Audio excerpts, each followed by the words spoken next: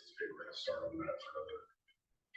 My crystal ball says a couple of months, but just kind of as fast as the contractor wants to go, and we'll ask to eke it out before the end date. Shady Cove Pump Station number 2 has been approved by DEQ, and we're working through procurement of the wet well and all the other mechanical equipment. So we're reviewing shop drawings and send it back to Barsky Industries, which fabricates the fiberglass wet well inserts in our well ball. And I just have our J309, and I'll just double up on this one. So the Glenwood Highway 99 corridor improvements. It sounds like they are breaking ground on our stormwater facility down there, which is pretty sweet. It's a big pear-shaped facility. And we'll do some drone flyovers to get some pictures of it and stuff. Knife River is doing that work for ODOT, so but I heard through the grapevine they started this week. Ashland Pump Station number 2, Force Main. Our construction crew has completed that work, and we're working through the paving extents with ODOT, and that's proving to be somewhat cumbersome. There will probably, I'm wondering if there's going to be more to that conversation. We've been having some back and forth with ODOT as far as how they do their actual permitting for sewer facilities inside of the ODOT right of way. They're kind of locally changing their requirement for sewer facilities that are being installed inside the right of way. Now, if we are doing it ourselves for public improvements, for capital improvement, we'll just get the permit. But what they've said at this point is that a private developer putting in a sewer line in the ODOT right of way is going to construct the actual facility and going to pay for it, but ODOT wants us to obtain the right of way permit. So we can put that contractor on our insurance and incur all the liability for them to complete it. And I don't know how they're going to endorse that. We're going to bond for it, so no other region in the state does it this way. And I'm putting up quite a bit of a fight because of it, because it affects everybody, all the irrigation districts, the water district. I've talked to the water commission, they're very concerned about this. Everybody else is very concerned about this. My hunch is that it's an overzealous permit clerk at the end of the day. So this is just local, regional. Very, very local, very regional. So I just got to need to contact, Roseburg or Salem or something like that to talk to them. I haven't gotten that far. I'm trying to keep kind of local. Sure. I did contact SDAO and the legislative committee, and they kind of sent the word out and say, hey, has anybody else experienced this? And that email apparently got through the entire ethos of all the special districts, which then, everybody was freaking out. So I had a conversation with some of those folks up at our SSDO meeting. It hasn't gone any further than this region right now. And so I just got on the phone with our local utility liaison at ODOT, who I have a really good relationship with. He's going to talk to the actual district manager, who's the boss's boss of the permit clerk. So I have a feeling this is just going to go night-night, but yeah, we'll see. Anyways, I just got off the phone with him, so it's fresh in my mind. Couldn't help but mention it. CIPP project for 2024. Things are super efficient, really easy contracts to administer. A lot of bang for your buck on those. That one is just about complete. Coming stormwater facility, we just got done with a pre-construction meeting out there, and a pre-construction meeting with the contractor and the property owner. We found a unlocated power line, which we're going to have to deal with. It's not a deal breaker, but it's just construction. Glenwood Thermal Facility, I just mentioned that. Shady Cove, SCADA and UV disinfection. The SCADA system, as far as I know, is complete. It's up and running, and all the bugs have kind of, no? Well, they're still working on. They're still No, working on they're it. noting down the bugs. Okay, To be fixed. they're still tracking them, okay, Still tracking. but it's fine. It looks like they're gonna be sending us what they're calling 50% plans for the UV work. I mean, pretty substantial project, sorry. So, and we've got a couple other projects in the work. Hopefully I'll get them on here next month. That's it. Any other questions or comments? Thank you, Nick. Next up is the O&M updates. Mr. Weber. Okay, I was negligent in not introducing John to TJ. TJ is our new operations manager. He's been on the job since a couple days before the budget hearing. So, but he's been with us for a long time. Great. I've noted the flushing and the TV pipes that we've cleaned 14 and 10 miles of pipe TV inspected. We helped ODOT with some crossings kind of out towards Ashland, so that took a couple days. Both those goals are still above our on track with our annual footage, so that's good. Ashland 2 pump station, that project that Nick, we're wrapping up in the paving. The pumps are operating good, pumping about 100, 150 gallons more a minute, operating less throughout the day. So that was really good. So it was a good project to get done. The plant, the Shady Cove treatment plant it's operational. There's just a few bugs, little small things. Like if they want to waste 3,000 gallons, they're wasting 1,000 gallons.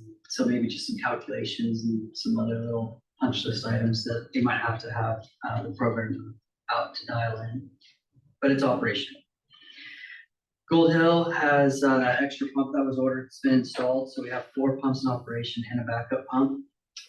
They've continue to make some upgrades to the alarm. They're able to review the alarms remotely from your house or their phones if they're out, so that's good.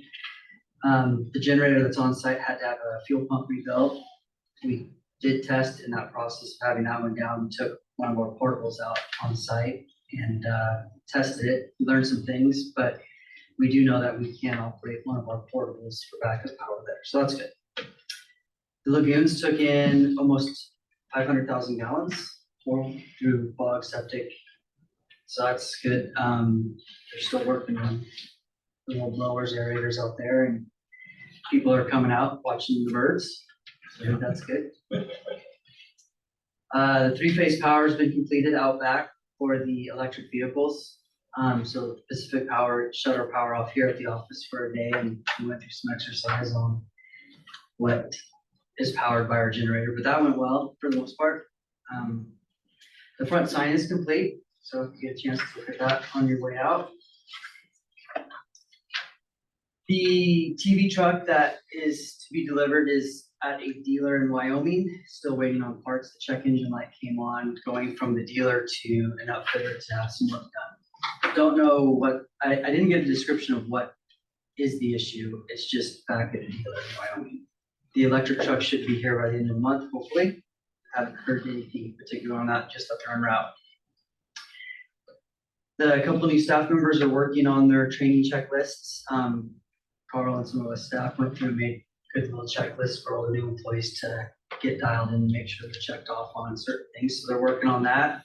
Out back today, they're doing the confined space training with a guy, Greg McDonald from Red Safety, making sure we're up on our confined space.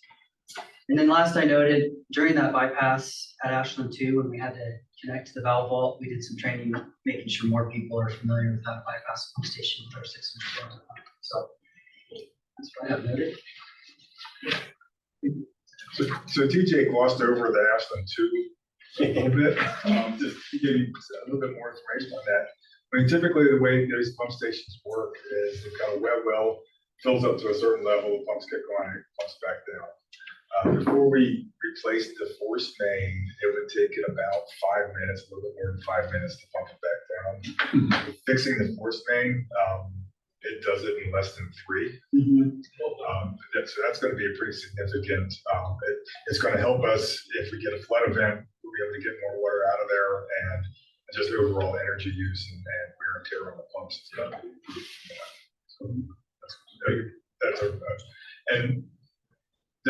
pipe, it was, part of it was 6 inch, part of it was 4 inch. It was a weird thing. And so now we've got a good 6 inch pipe all the way. And so, Yeah, we replaced much better system.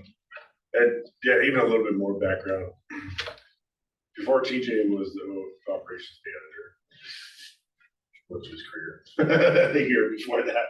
But this was kind of his baby. He just kept poking at me about this. And he told me the story about him and the old district engineer and Tyler Rock Excavation sitting in that pump station while the creek was over the highway flowing out there, and they were trying to pump, and it was just overwhelming the entire pump station, because I don't think we knew or were aware at the time of how much 4 inch was actually in there.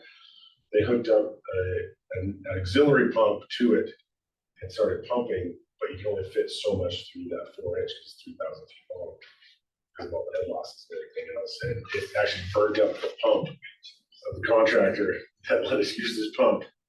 So TJ just never let it die. And so we finally went out there and did it. And this is the result. So this is one of his babies. So.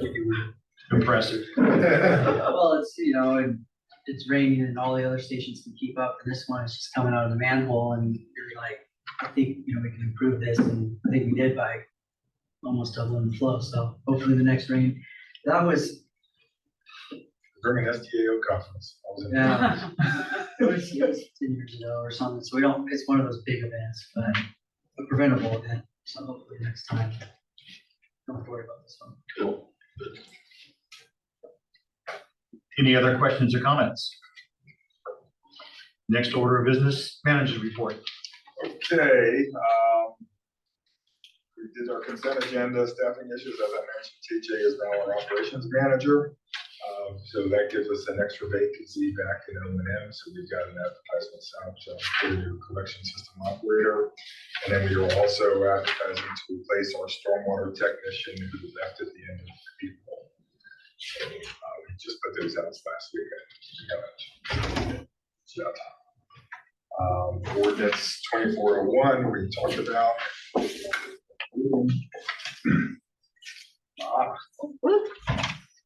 Hi. How you doing, Roger? I'm okay. It'd be better if my wife was better. We just got out of 6 nights in the hospital, so it's been a little rough. Oh, no. But she'll recover in 2 months.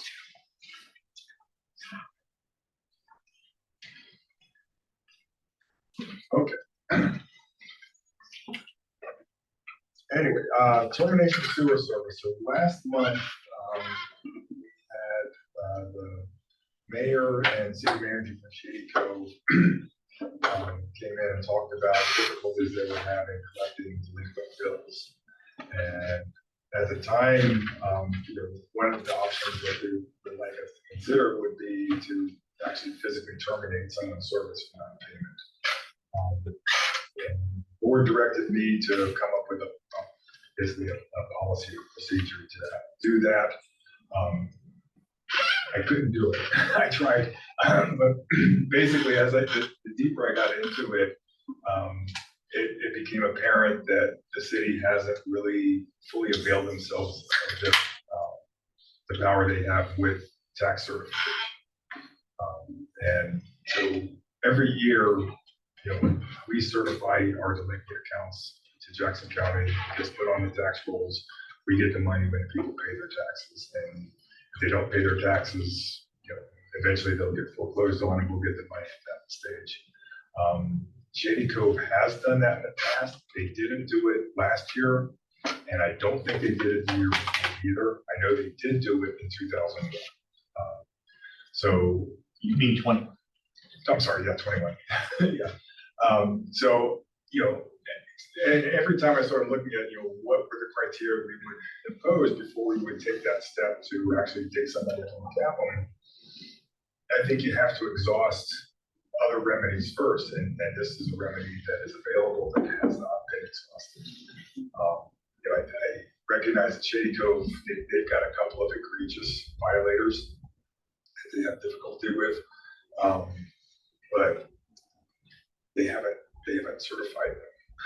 And so if they're not doing that, then I really can't justify trying to take it further and take them up a cap, and then we haven't exhausted the resources we have. So at least my recommendation for now is that we don't take any action until the city has really demonstrated that they've used that tool, and that too has failed.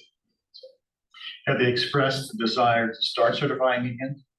Yeah, actually, when we met with Tom, he was working on it, but his last week is this week, so hopefully the manager will be picking that up. So should we go ahead and develop a policy so that when the event or if the event ever comes up? Well, that's what I tried to do, and I couldn't get past the whole idea that once it's on the taxes, you're gonna get it. I mean, some of it might take, it could take years if someone is truly delinquent goes into foreclosure. But our experience has been that we get 95% or more within the first year of what we certify.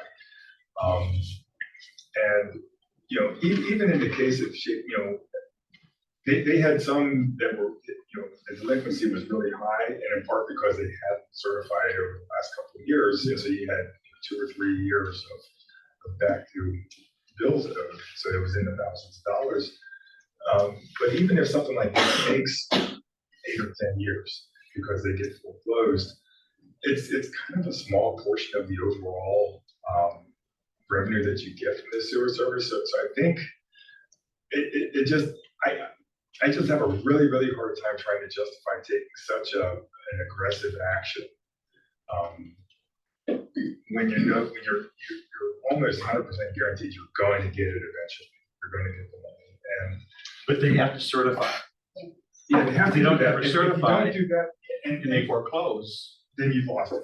Yeah. So if property goes into foreclosure, you have not certified the delinquent bills on their taxes, and they're in foreclosure, you've lost it. You don't have any chance of getting it. So you have to keep doing that.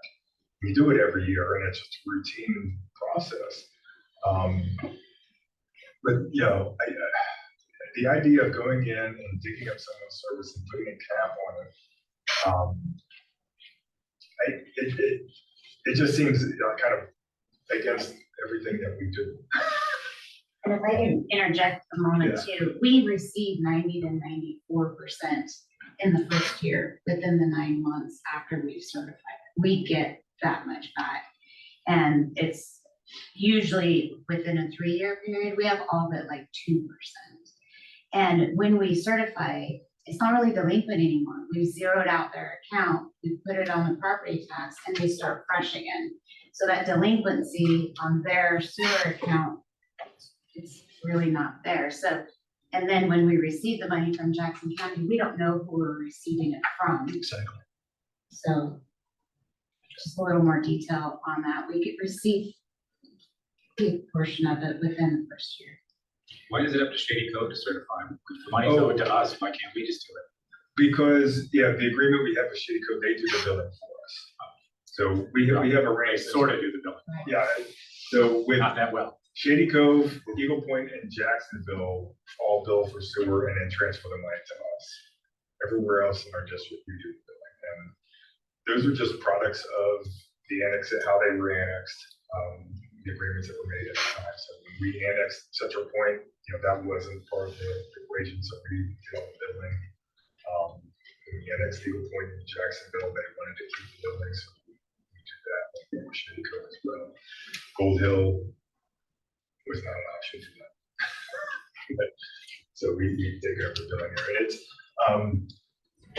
that's one of those. I mean, that's a whole different story because we actually pay those cities. We give them money to cover the expense of billing for sewer, and we could do it a whole lot cheaper if we just took it in ourselves. But that was kind of an agreement that we had with those cities. I think it's something that, like with Shady Cove, without the money we give them for billing, they would probably have a hard time keeping their office open, just because they don't have a whole lot of different revenues coming in. had to keep all the staff there, that they were kind of dependent on, the administrative part of their sewer bills before we annexed, and so they kind of kept that part of it. Can we make a condition on them receiving payment that they certify? with Yeah. A certain amount of, after 6 months or however much, 6 months Yeah. delinquency, you have to certify, or sorry, Yeah, it's, You don't get it's paid. 2 months actually, It's but 2 months. yeah, And then it would have to be. I have to audited look and as see. I don't know if we had language of that in the agreement that we have, and I'll take a look at that, but it might be worth, it might just say That's we right. have to pay and they have to do, it might not say whether we can condition it or not. right. But that would be, yeah, I will look at that and see if there's a condition in there already, and, if it warrants it, we can open it up and try to add that condition. I think that's the solution Yeah. to your policy question right there. Yeah. How many households are there, Jacob? There are about 1,500 residential equivalents. I'm not sure how many bills they send out. It's probably, 1,200 or so. I think we have 1,200. They gave us a list of 40 accounts. So, like I said, it's still a small percentage, but just some of them were really big. And, because the delinquency was so So is this something that we will just table for now, or just still want it to stop and forward? Yeah, Revisit it in the future? That's my recommendation, is just that we just put the brakes on it and see if they do follow through and do the certifications, and if they still think it's an issue after that. And they can still educate and possibly send notices to some of these delinquent accounts, tell them what their intent is, what they plan on doing, but in regards to certification and possibly, as a last resort, still do a disconnect if needed.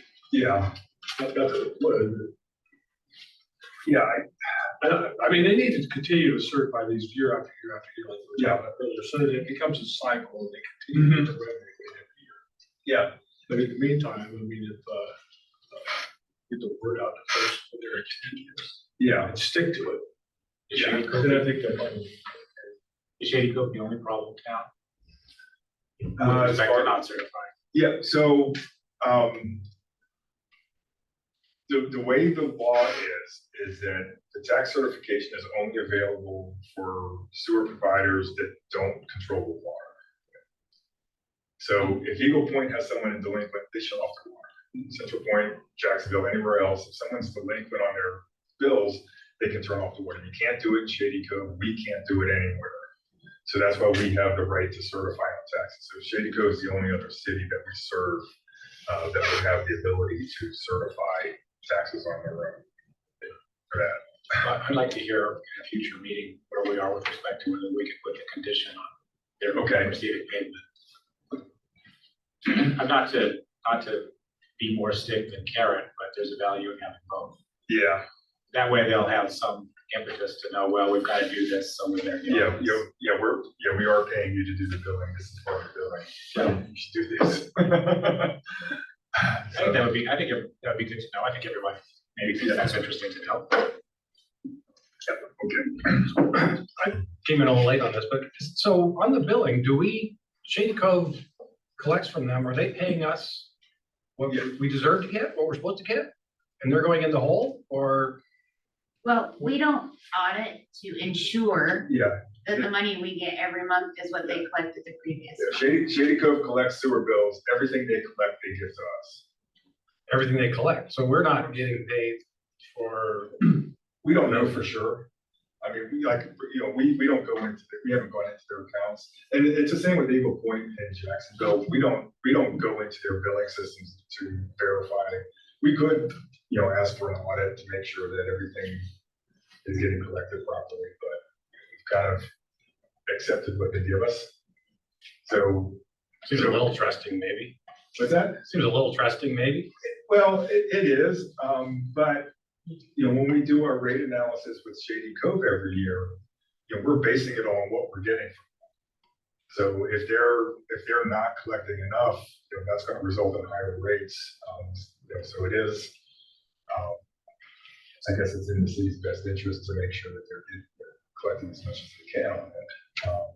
it's in the best interest of the people who actually pay and get hosed for those who don't, Yes. who may or may not realize they're getting hosed for people who aren't paying. Yeah. So, yeah, I mean, yeah, they're not adding more, you know, to account for delinquency. They're just sending us what we collect. I think Roger is kind of driving at a point, Carl. I mean, I can tell you, well, my assistant's doing it, I'm not doing it, but we've prosecuted now the same fire department twice for embezzlement. First, the whistleblower, we prosecuted someone else, and then now the whistleblower is doing it, and we're prosecuting him. I got the Mount Shasta Fire Department district chief. I just did a $500,000 embezzlement from one of the local stores. Embezzlement is everywhere, big time. Medford Electric got hit for $500,000, some of which she gambled away at Rain Rock, so I got to send her for that. So it's a thing, Carl, and it's enough money that someone might be interested in keeping a little, especially if no one's watching. I don't know these people, and I'm not suggesting anything about them personally, but trusting may not be a super idea. I will take a look at that. I trust you, Carl. I'm just saying, Yeah. I'm not questioning you, never. But the way it happens, Oh, my only point. yeah. That's all I'm saying. Yeah, we do. I mean, that honestly, that's one of the reasons we did not give Cozell the option to keep building, because they have a pretty strong history of that. Yeah, Shady Cove is a, you know, I don't think they're current on their regular audits either, so. It's suboptimal. They're getting close. They're working on that Yeah, as much as they can, trying to get that up Yeah. to date. It's a previous administration that it fell behind during COVID. yeah. I'll revisit the agreement we have in here and see. I mean, as far as I know, we've never, like the other two cities that do billing for us, Eagle Point and Jacksonville, as far as I know, we've never, you know, looked at that, in any audit or anything like that. So, I mean, I only see it when it goes wrong. Maybe there's 100 times when everything is great. It could I'm be, just saying, things do definitely happen. That's Yes. all. All right. Any other questions on that? Issue, okay. Well, Shady Cove is our topic today. So we have a surplus backup. And Shady Cove expressed an interest in that. A couple months ago, I came to you and said that, you know, based on our analysis, we thought we could get between $20,000 and $30,000 for that auction. And we agreed to that Shady Cove have it at $20,000. They say they don't have that. They would like us to make it, I think, free. Yeah, I didn't hear any numbers. You know, it doesn't matter to me if the board wants to do that. You know, we don't need it. It is a surplus piece of equipment, and if we wanted to just make a donation to the city as a gesture of goodwill, try to help out one of our partners, you know, I don't see anything particularly wrong with that. But you know, ultimately, that's a board decision whether or not they will do it. I mean, it's, you know, $20,000 is you know, that's real money. I mean, that's not just to sneeze at. But at the same time, it's it's beneficial to the city, which, you know, tangentially would be beneficial to us. So I don't know. That would be a board decision if you want to go that route. If we decide not to, then yeah, we would probably just put it at the state auction and get whatever we could from it, which, like I said, we would think would be, you know, reasonable. That sounds good. Yes. How much do you think they owe because they're not certified? More than that. Wait, Yeah, it was hard to tell from I that have no spreadsheet idea. to I mean, read that, but it is anywhere between 40,000 and 100,000, but I don't know what all the numbers they had on their sheet. to the extent we need to tweak the contract, maybe that could be motivational to it. It could be, yeah. We'll give you the backhoe, but we need this one. But you say you can't, you're not required to certify after only 2 months because there's no language. Guess what? We're gonna put that, you get a backhoe. I don't know, just the thought. Yeah, well, yeah, there's a couple other things that we need from them right now. Because when we annexed, and this was the mistake I made, is I thought that like the property automatically transferred to us, but we don't actually own the land where the treatment plant is. It's still in the name of Shady Cove. And so I've been asking them to try to transfer that, and it hasn't really gone anywhere, but they seem willing to do that right now, and I think part of it is dangling that back in front of them. What's the value of that land? What's that? What's the value of that? It's a liability. It's a negative value as far as I'm concerned. But you What's the can't. value to them? It's nothing. It costs. I mean, they actually have it on their insurance right now. So it's an expense to them. I mean, and it's something, as far as value, you could never sell it. So it really has no real value. Let's really tear the facility down. Yeah. Why does it tear it down?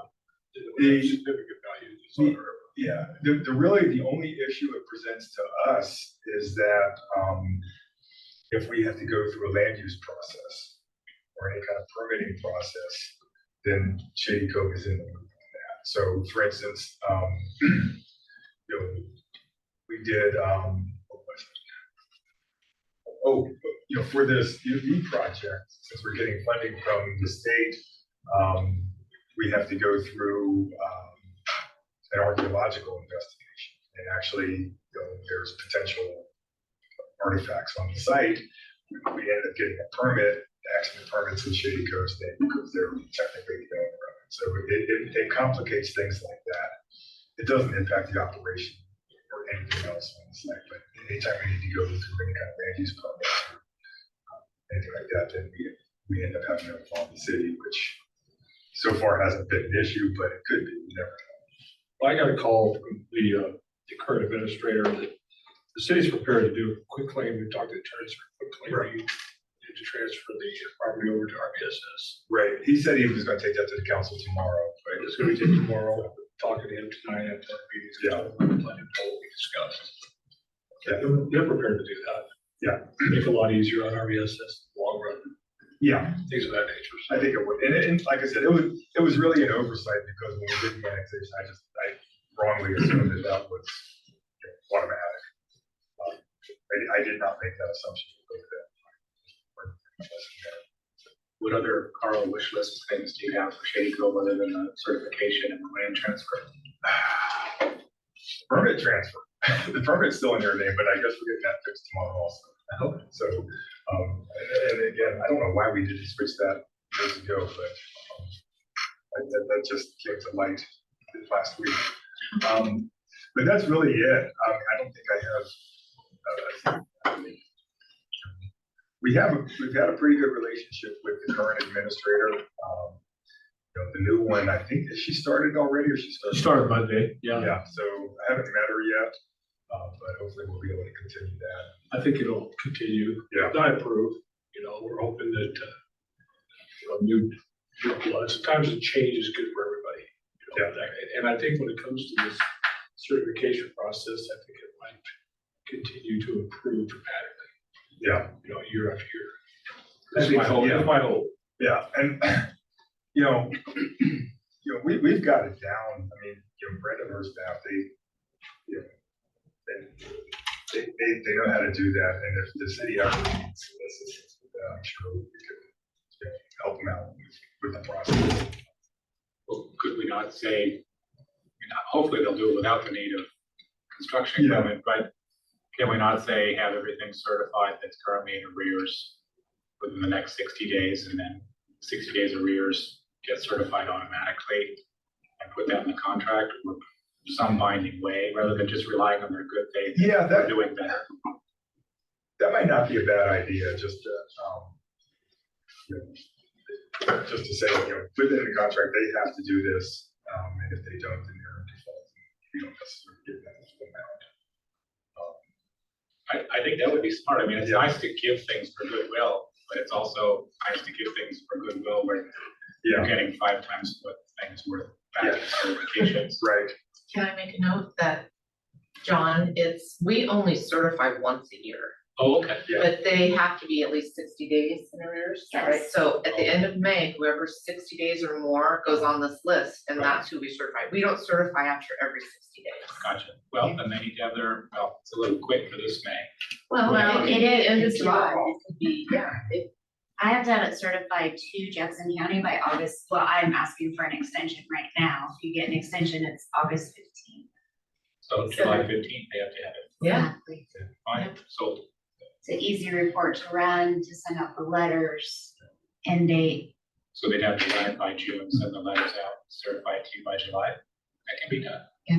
That sounds like a winner to We're getting me. ready to do ours in the month. That'd be 50 to 100 grand. We Very like, nice. we like money. We could use it. Yeah. You can make a package deal out of this, certification, parcel of land, trade you for tobacco. Yeah, exactly. That's what I was gonna say. Okay, so we're going to give it to Land them, and but we permit. need to get the quitclaim deed, everything taken care of, and we would either need, if our agreement already calls for certification, we need to enforce that, and if it doesn't, we need to add that. It's a win-win for both sides. I think so, yeah. Okay, all right, I will relay that message and, I'll get back to you. That goes. Moving on, the Gold Hill Regional Intertie, we did get approval for the Business Oregon loan grant. So that's going to be a $1.9 million loan, 700,000 that will be in the form of a grant. So, and that's for the design, which is moving along on pace. We expect to have the preliminary done this fall, send it to DEQ for approval, and then the final. So it's a long process, but it is moving. And then for the construction part of it, those applications are in.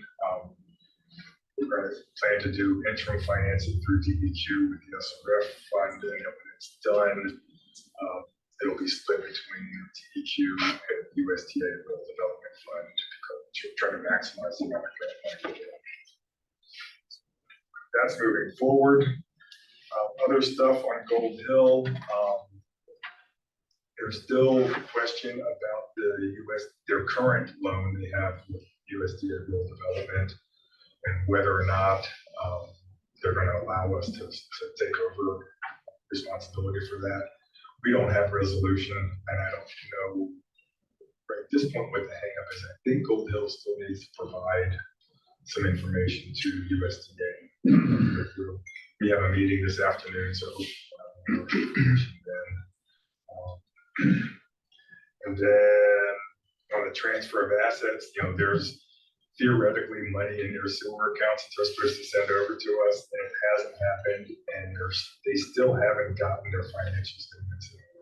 And I talked to the city manager this week, or I think it was last week. And she said that they were down to the only thing that was they hadn't sorted out yet was something to do with payroll and PERS going back about a year. Once they had that resolved, then they should have it all done. She's pretty frustrated with the whole process. I think everybody is. We just will know when we know. It's just kind of how it's shaking out. I think they actually had an audit filed last year, and according to that audit, there was just under $300,000 in their sewer funds. When we look closer, the audit was based on nothing, some assumptions that weren't valid, which I didn't know you could do an audit like that. So they're How do you do an audit without knowing what your liquidable assets are? it defies logic. I don't understand. At some point, you can just look at a bank account and know how much money you have. And whether or not you know like which bucket it belongs in, but you know what the whole amount is. So I don't know how they haven't been able to go backwards and recreate anything. I think part of it is that just don't have people with, real strong financial backgrounds. And that makes it difficult. So, yeah, it's, again, the money that's supposedly there that we hope is there is earmarked to help pay for the intertie project. It doesn't have anything to do with operations, so it's not going to affect any of our operations. What it will do is, either make us have to borrow less or borrow more to pay for the project, which is ultimately reflected in rates. And again, it's the ratepayers that kind of suffer for some bad decisions being made. As part of our contract with these local cities, we not put in periodic audit requirements? Or is that something What? that they periodically audit, Well, or is it required already? I guess yeah, we're it's inheriting. required, all local governments, they have to file an audit every year. It has to be in by the December of every year. COVID made a lot of automatic extensions and a lot of people fell way behind. But it's, I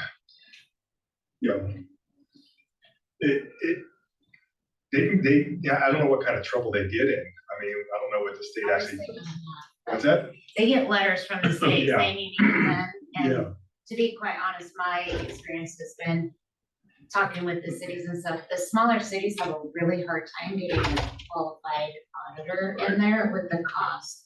And an auditor is not gonna waste their time on a little city for a lot of work, because they're not gonna get the monies right. I mean, just talking with finance directors of small cities, they struggle with that. So I think that was part of the problem with Bullville, even getting to be able to hire an auditor. You can go years and just keep getting letters from the state. What are they gonna do? CPAs and auditors to get heavy hit during COVID, Yes. staffing primarily. Well, this is the reason that Shady Cove fell behind. One of the reasons is they had an auditor and they just threw it in their hand and just quit right in the middle of the process. And then you transfer that to another organization and they don't even want to deal with this other problem that they created. And so they're trying to find someone to do it. They have someone now and they're catching up. In fact, they'll be about 1 year behind here pretty quick instead of 2, but it's a big process. And the cost, not to mention the cost, but it's just finding somebody qualified to take over. Right. Or someone who wants to take over where someone else left off. They usually don't want to do that. So, The major CPA businesses in this valley took heavy hits as far as much as 60% of their staff has quit and not come back after COVID. and like Brenda said, there's no money in it. Right. Smaller cities. Okay, I think that's all for Goldville. I put a note in here about bank fees because that always comes up every week. Like, bank fees so high. Well, so high because there's dirty dogs been overcharged. But we just got joined in on a class action suit against Visa and MasterCard, and apparently for a period of about 15 years, we're overcharging that portion of one of the fees that they charged against us. So in that time period, we ran about $15 million through those two cards, and the interchange fees, which is just one of the fees, there's other fees that get paid, but that came to about $200,000. So, we might get some of that back. I think typically with these class actions, the lawyers get a big chunk of it, and then the rest of it gets distributed amongst the class members. So we'll see what comes out of it. It's over what period, Coach? From 2004 to 2019. Visa stock is about 11 banks since then. Visa stock has gone up about 11 fold since then. Oh, yeah. When did we have bought that? Yeah, they're Use doing the service. Yeah, really. Well, you put No, that, more than that, actually. It's 11 banks. It's about 08. you put that 200,000 in perspective, we spend, 280,000 a year. I just did the math on it though. It's only 1.3%. Yeah, I thought bank fees were like 2.5 or 2.3. they are. Yeah. This is just one component of the bank fee. Oh. Yeah. Yeah, our bank fees have been much more than that. We paid a lot more than that bank fees in the time period, but this interchange fee, whatever that is, that's a small number. Oh, this is an interchange. We would also affirm that we clear through as well. Excuse me? There's a firm you clear through, and then there's another layer that we have to get. Oh, yeah, yeah. It's a little cumbersome. I spent 2 hours on the phone a couple years ago with Visa to help explain my detailed things, charge sheet. It's just too hard. You should read some of the white papers on that the Treasury puts out, I and couldn't. comparing buy now, pay later to that. And It's all what. the type Affirm of business card. model and Visa business model work together. It's complicated, very complicated. But it's profitable if you understand it. Run outside of it. Yeah. Buy the stock. Okay, and then the last thing we just mentioned that we are planning to do an executive session today to review on our cybersecurity measures. Before we move to executive, I have a share, Carl. I have a share. Sure. So I'm on planning. We had a joint planning transportation committee meeting in Medford, and they're definitely going to build either an overpass or an interchange on South Stage, as you guys all know. And boy, that's gonna be a big deal, isn't it? Yes. I guess it'll impact a fair amount of our storm drain concerns, and stormwater concerns, and sewer concerns. Some of it's in city, some of it's in ours, isn't it? Yes, yeah, most of it's ours. But you got Centennial, 405 acres developing to a little bit to the north, and then the South Stage interchange, and then there's gonna be major employers to the south between Home Depot and Yeah. Centennial. It's gonna be a super big deal.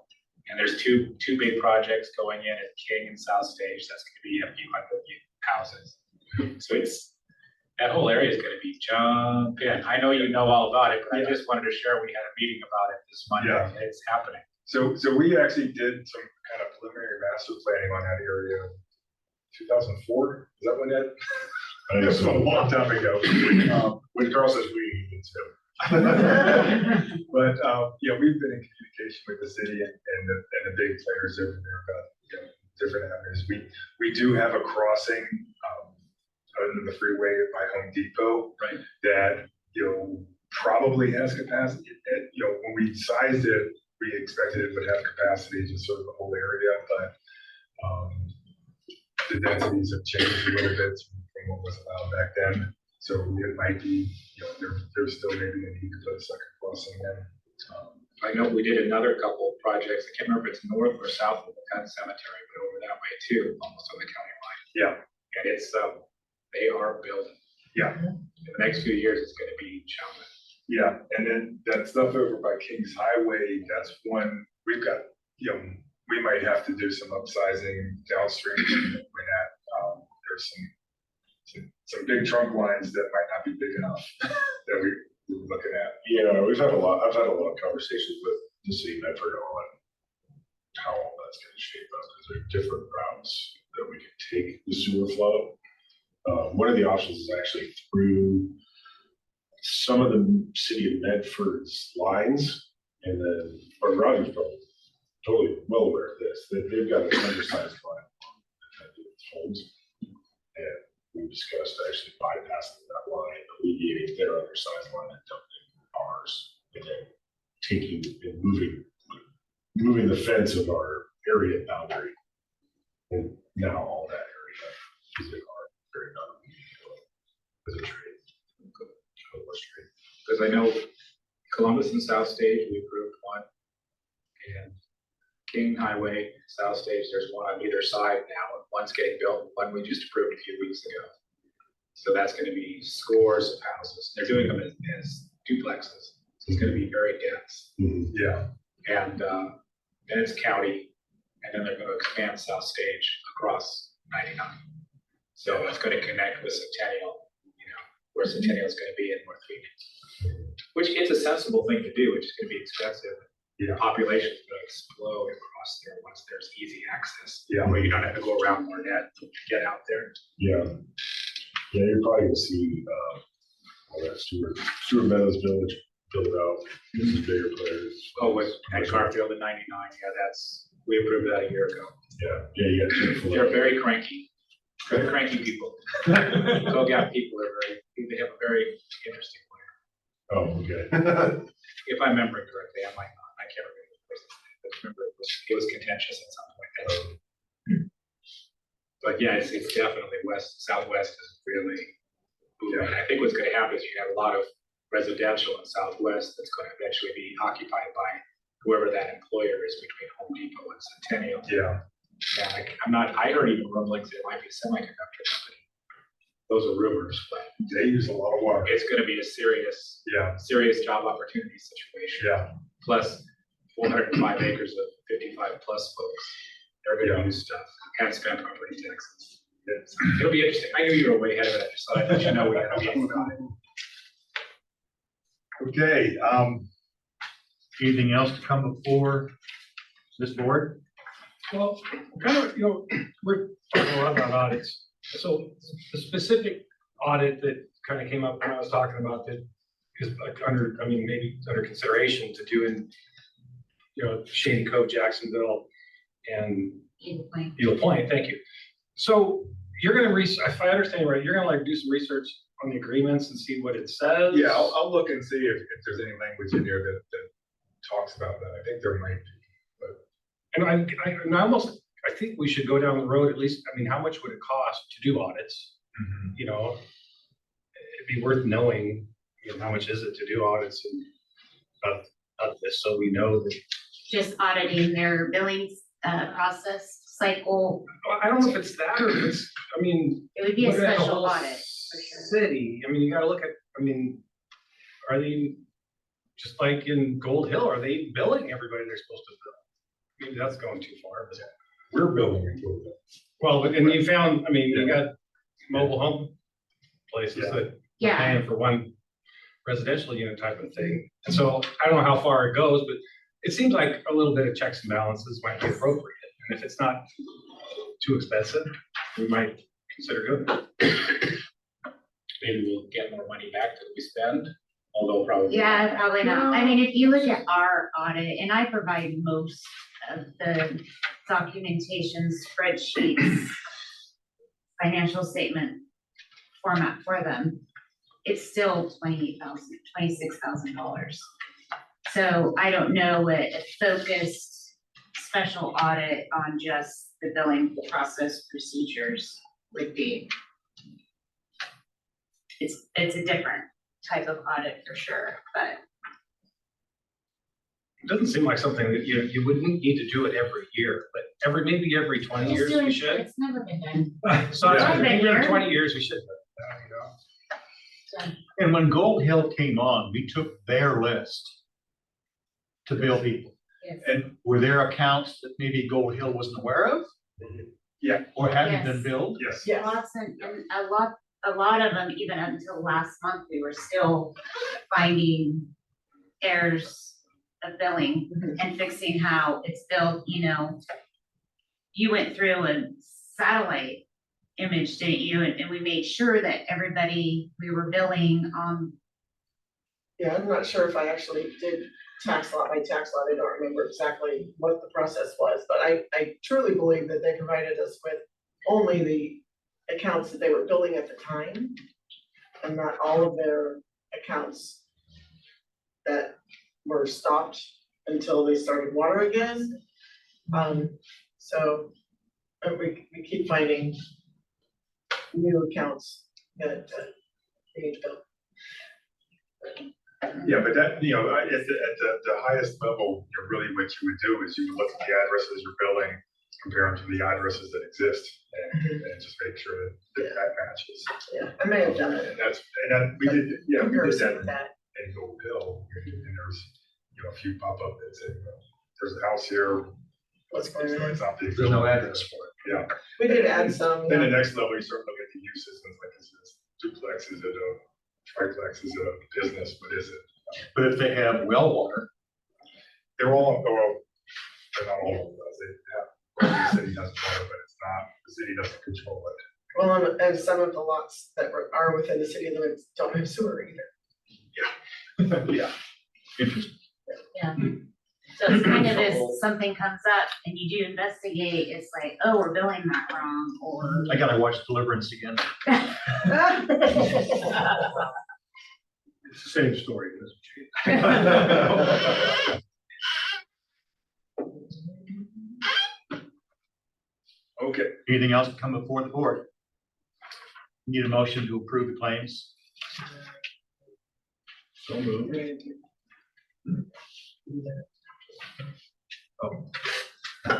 Need a motion to approve claims? Yes. And a second? Second. Pay the bills? Okay. Anything else before we, yes, I guess we do need a motion to close this meeting, When you do roll call vote. okay, for the claims listing? Okay, did a roll call for the claims? yes, Roger Tom, Yes. Mike Parsons. yes. Brian Burks. Yes. John Burke. That's the script. We have to close this meeting first. Motion to adjourn this meeting, I'll make a motion to move. okay? Want to take a 5-minute break before we go to next session? Yeah, that works. Recording.